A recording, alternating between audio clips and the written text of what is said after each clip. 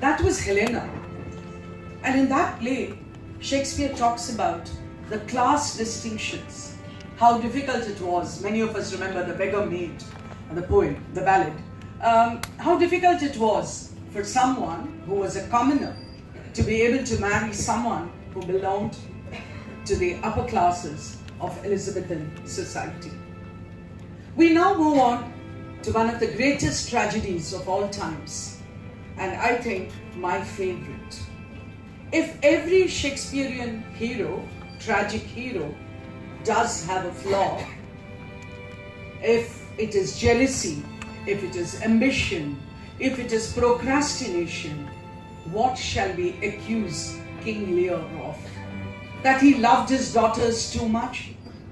That he could not distinguish between a daughter who really loved him and the daughters who did not really love him, and a daughter who did.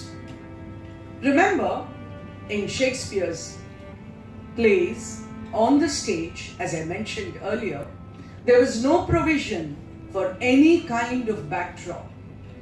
How do I then talk about what is happening inside the mind of a person? Shakespeare's soliloquies do exactly that. And a little later, I will talk about the distinction between a soliloquy and a monologue. A soliloquy is when there are hearers who are not supposed to be listening to you. So it is like an extended aside. But to come back to King Lear, driven out by the daughters to whom he handed over his kingdom, he is now out in the jungle, out in the forest, almost mad. And the storm scene in King Lear, I think, is one of the most pathetic of scenes. The great King Lear, out hungry in the midst of nature, which is anything but kind. So let us now see King Lear in the storm.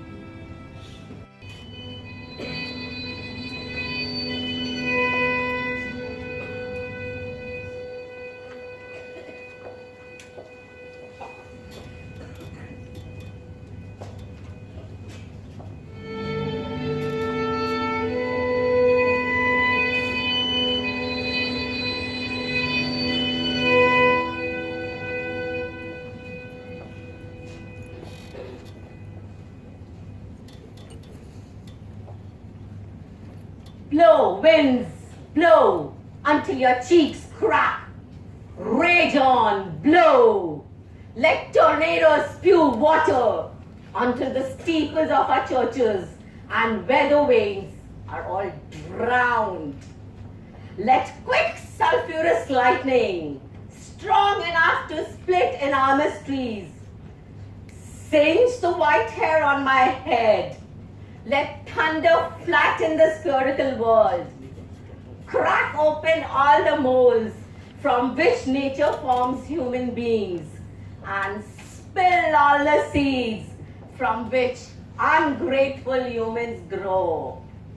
Let thunder rumble, let lightning spit fire, let the rain spray. The rain, the wind, the thunder and lightning are not my daughters. Nature, I don't accuse your weather of unkindness. I never gave you a kingdom, nor raised you as my child, and you don't owe me any obedience. So go ahead and have your terrifying fun. Here I am, your slave, a poor, sick, weak, hated old man.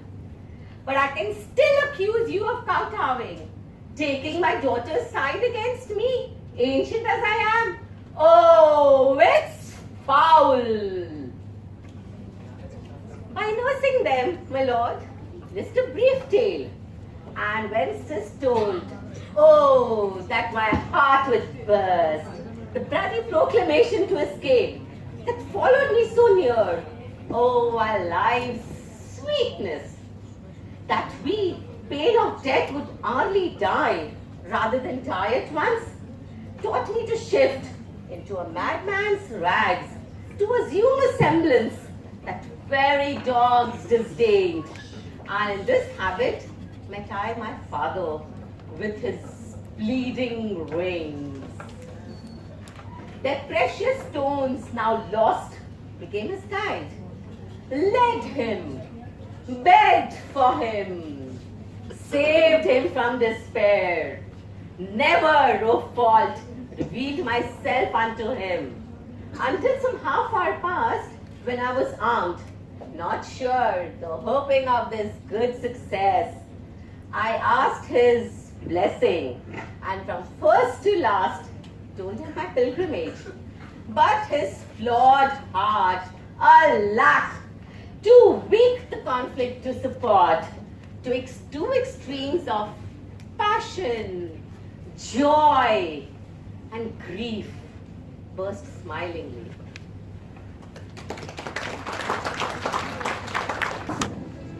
Though yet of Hamlet, our dear brother's death, the memory be green, and that it us befitted to bear our hearts in grief, and our whole kingdom to be contracted in one brow of woe. Yet so far had discretion fought with nature, that we with wisest sorrow think on him, together with remembrance of ourselves, says the wicked Claudius. While Gertrude, the mother, pleads with the Prince of Denmark, good Hamlet, cast thy nighted colour off, and let thine eye look like a friend on Denmark. Do not forever with thy veiled lids seek for thy noble father in the dust. Thou knowest it's common. All that lives must die, passing through nature to eternity. Here are they, Gertrude and Claudius, surprising the Prince of Denmark, Hamlet, with what they are up to. He cannot imagine that even before the funeral is over, the wedding feasts have begun. He decides to feign madness. Shakespeare is a great psychologist. With irony, with sarcasm, he is able to portray characters ever so well.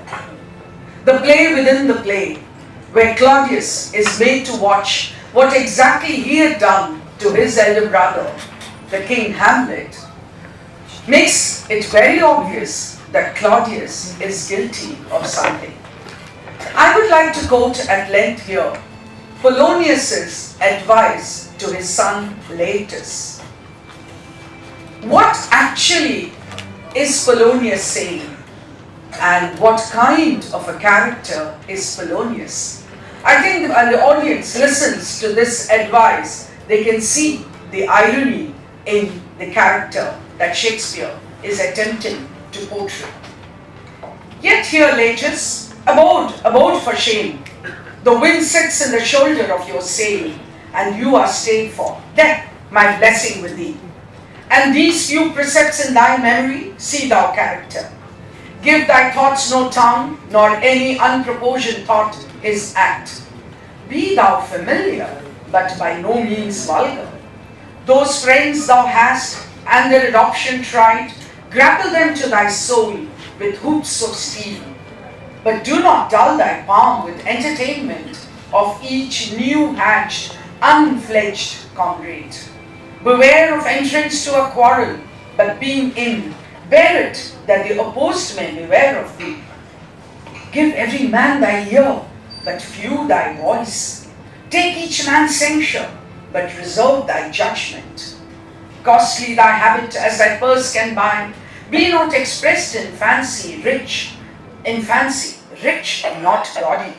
For the apparel oft proclaims the man, and they in France of the best rank and station, or of a most select and generous chief in that.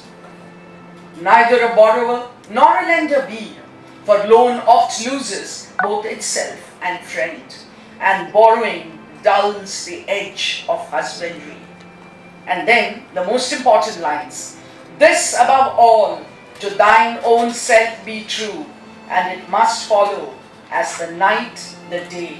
Thou canst not be then false to any man. Farewell, my blessing season this in thee. Remember, this is Polonius advising Laertes. Laertes, as we know, a great friend of Hamlet, brother to the poor Ophelia.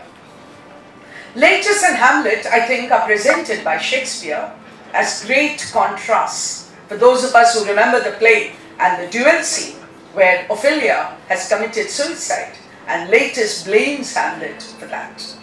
But we are not going to look at all that. We are going to look today, here today, at one of the greatest soliloquies of all time, which my dear friend Mrs. Koshy began with this day. So can we now please listen to Hamlet?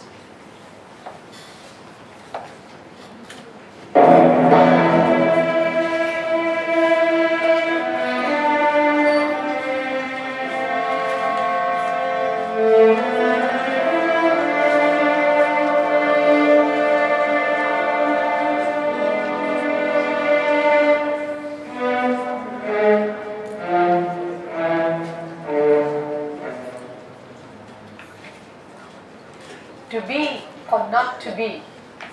And that is the question, whether tea is the nobler in the mind to suffer.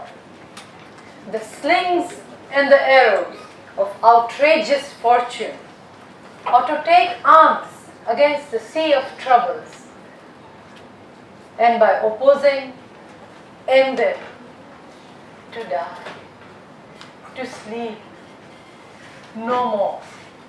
And by a sleep to say we end. The heartache and thousands of natural shocks that fresh is air to. It is a consummation devotedly to be wished. To die, to sleep perchance, to dream. There's the rub. For in that sleeper of death, what dreams may come, when we have shuffled off the mortal coil, must give us pause. There's the respect that makes us calamity of so long life, for those who would bear the whips and scorns of time, the oppressor's wrong, the proud man's contumely, the pangs despised love, the law's delay, the insolence of office, and the spurns, the patience merit of the unworthy takes, when himself might his quietus make. With a bare bodkin, who would fardels bear, to grunt and sweat under a weary life, that the dread of something after death, the undiscovered country from whose bourne no traveller returns, puzzles the will and makes us rather bear those ill we have, then fly to others that we know not of. Thus the conscience does make bow us of all, and thus the native view of resolution is sickled o'er with a pale cast of thought, an enterprise of great pitch and moment. With this regard, their currents turn awry and lose the name of action. Soft you now, the fair Ophelia, nymph in thy horizon, be all my sins remembered.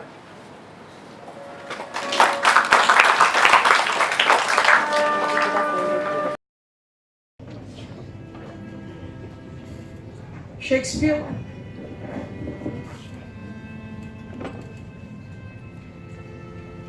Shakespeare, we are told, had no original plots. He borrowed them from the histories, from common folklore, not only from England, but from Scotland and other countries too. When we think of a play like Julius Caesar, we can't but compare Calpurnia and Lady Macbeth. Lady Macbeth eggs her husband on to commit murder. Calpurnia warns her husband not to go to the Senate that day because the previous night she had been frightened by nightmares. And she talks about them trying to convince Julius Caesar not to go that morning to the Senate. But Julius Caesar tells her that he will not be worried by the fears of a woman. And so he does go on to the capital.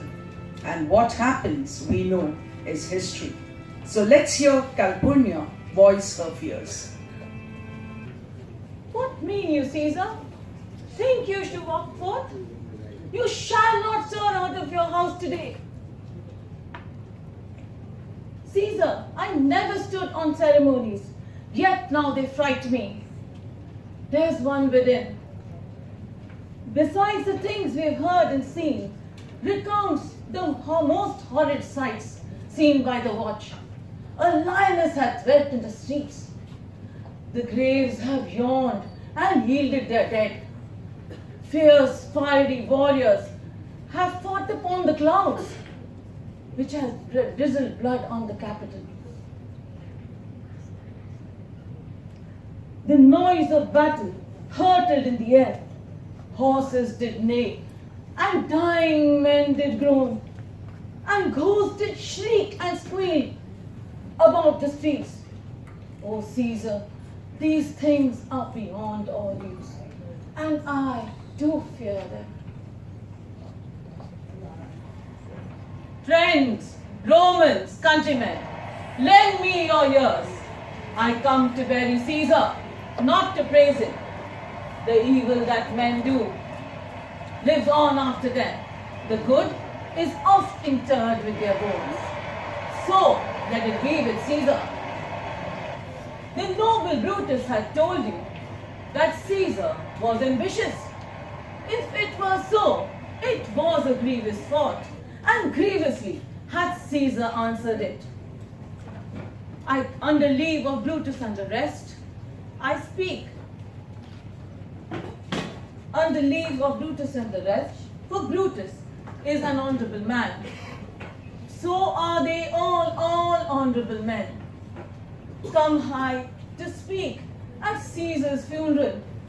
He was my friend, noble and just to me. But Brutus says he was ambitious, and Brutus is an honorable man. He brought many captives home to Rome, whose ransoms did the general coffers fill. Did this in Caesar seem ambition? Yet Brutus says he was ambitious, and Brutus is an honorable man. You all did see on the Lupercal, I thrice presented him a kingly crown, which he did thrice refuse. Was this ambition?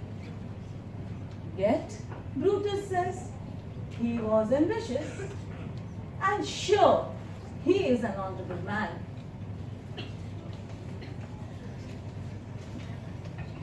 I speak not to disprove what Brutus spoke, but here I am to speak what I do know.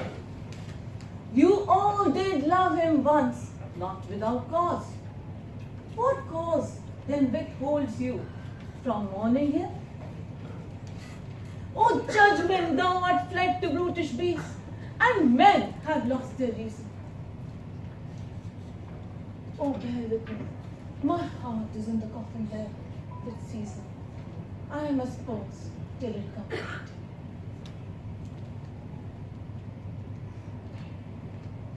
But yesterday, Caesar's word would have stood against the world. Now lies he there, and none so poor to do him reverence. O masters, were I to seek to move your hearts and minds to revenge and mutiny, I would do Brutus wrong, and I would do Cassius wrong, who, as you all know, are honorable men.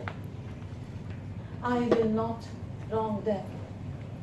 Instead, I choose to wrong the dead, to wrong myself, and to wrong you. Then I will wrong such honorable men. But here's a parchment with the seal of Caesar. I found it in his closet. 'Tis his will. Here is the will, and under Caesar's seal, to every Roman citizen he gives, to every several man, 75 drachmas. Moreover, he has left you all his walks, his private arbors, and new planted orchards on this side Tiber. He hath left them to you and to your heirs forever. Common pleasures to walk abroad and recreate yourselves. Here was a Caesar. When comes such another? Now let it work, mischief. Thou art afoot. Take what course thy will.